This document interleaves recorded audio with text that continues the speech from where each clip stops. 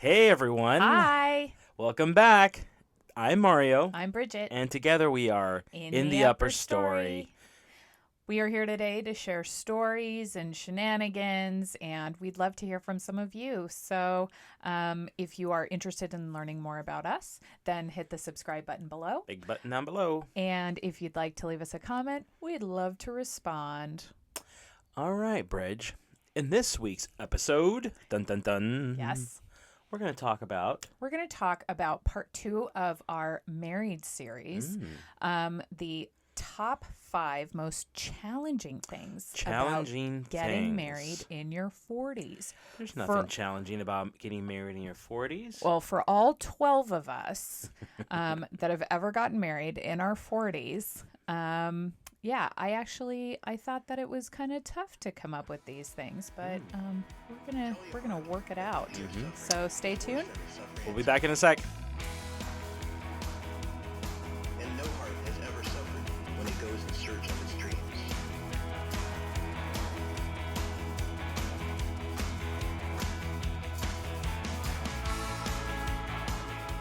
Welcome back, everyone, Hello. to another top 5 list episode. Yes, it is. This is our second one, and it's in our getting married series. or getting married series. And the first list episode that we ever did was the five most awesome things about being married in your 40s. Yeah. And it was hard because top 5 we got it done top 500. Yeah. But now we're going to talk about the challenges of being married in your 40s. I don't think there are any because I think I'm perfect the way. I'm the one who came up with the list. Yeah, she did. But I think that's a wonderful thing to take into consideration. Best, awesome, and also talk about the challenges. So, Okay, Bridge, number 5. Number 5.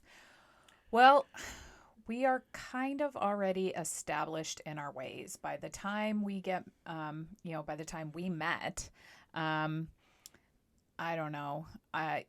You always talk about the first night that you stayed over at my apartment.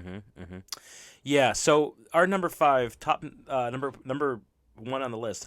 Actually, it's number 5 on the list. Is we're so stuck in our ways, and Bridget and I, in our first evening together, our first night over, nothing happened. Boys and girls, No this was just shenanigans. spending the night because we were hanging out and she invited me to stay over. Kim was in her bedroom and she's getting ready for bed, and she gets herself ready in her PJs, and I'm kind of sitting there thinking, okay, what am I going to do here? Should I go back home? Because I didn't live very far away. 11 doors down. Yeah, under 2 blocks away. Or stay here and just kind of say, okay, I've spent the night with this girl. I decided to stay, but I wasn't fully all in yet. So I was trying to think about how I'm going to do this. I didn't have any PJs, obviously. It was a slumber party. It was a total slumber party. It was a very G-rated experience. But it was funny because Bridget was very set in her ways and was explicit in the only way that she was going to be explicit for a very long time. But she was very explicit in detailing how this bed was divided. This bed, a king-size bed, you could fit a family of 30, was evenly divided between the middle, down the middle, between Bridget and I. I thought it was fair. Set I it gave down. you half of the bed. She patted down the middle and said, all right, so this is the story.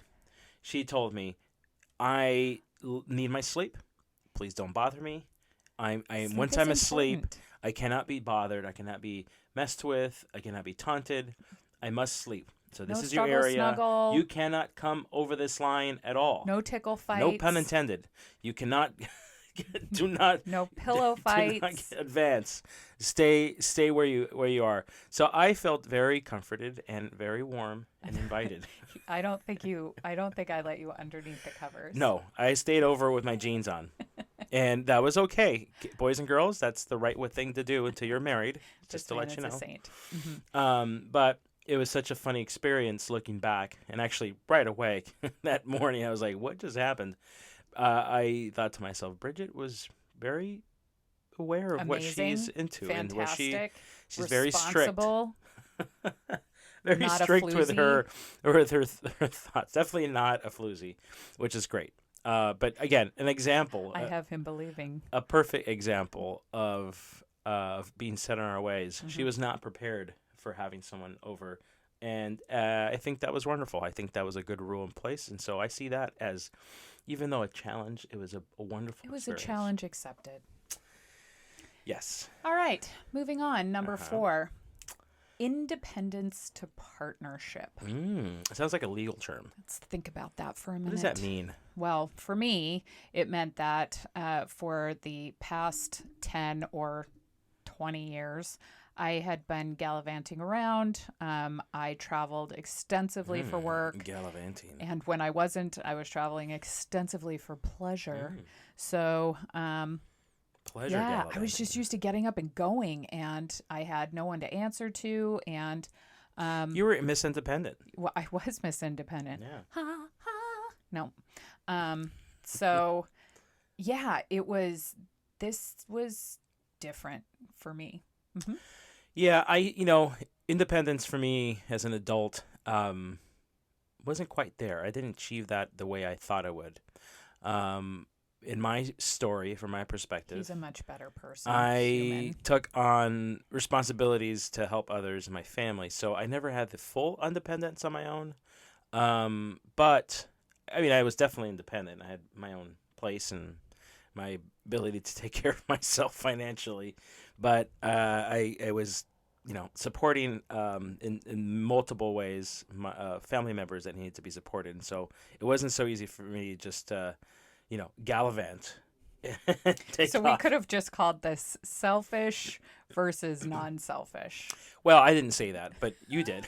The journey of selfishness to selflessness, right? Yeah. Okay. But we've met in the middle. And so another challenge met and conquered. Yes. All right.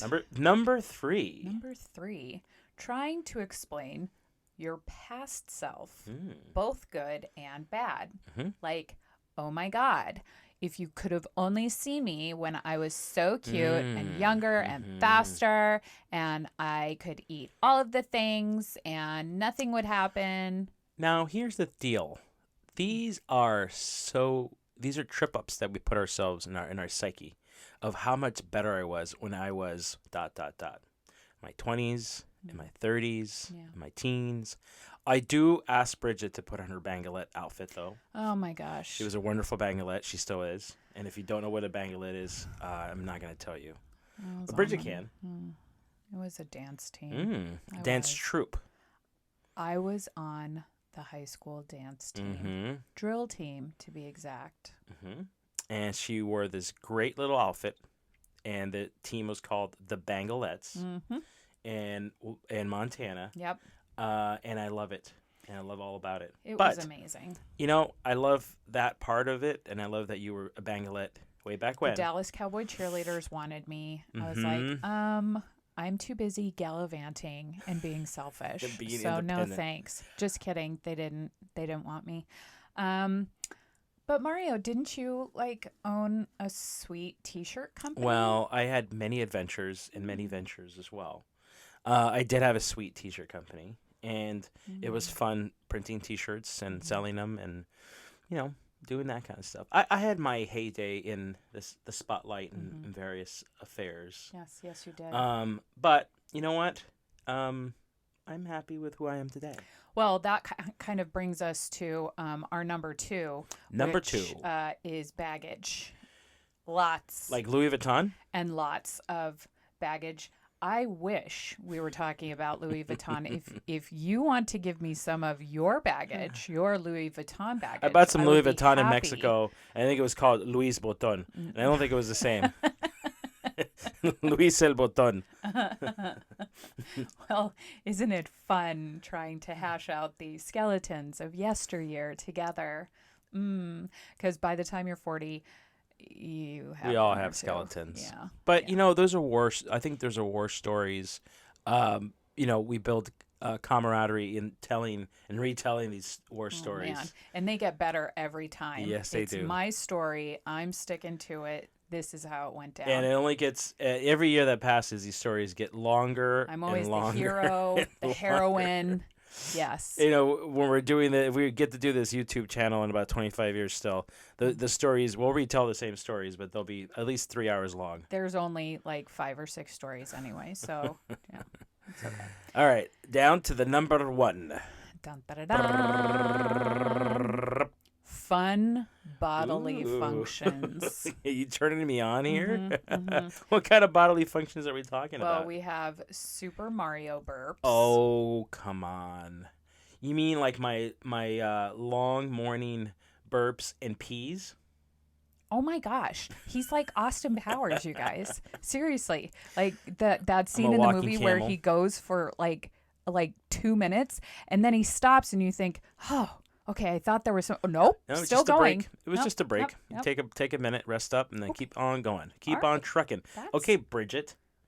What are we talking about for you, Miss Bridget? long fart. Everyone, well, please meet my beautiful wife, Mrs. Bridget Longfart. It's true. It is. I didn't actually think that I was can't believe going we're to talking meet about a this right man now. in life because of my bodily functions. That happens sometimes. I love them. I don't need to be They're near them, cute. but I love them because they're part of you. They have no scent except for potentially some light fragrant Uh-huh. lilies Oh, or yeah. jasmine.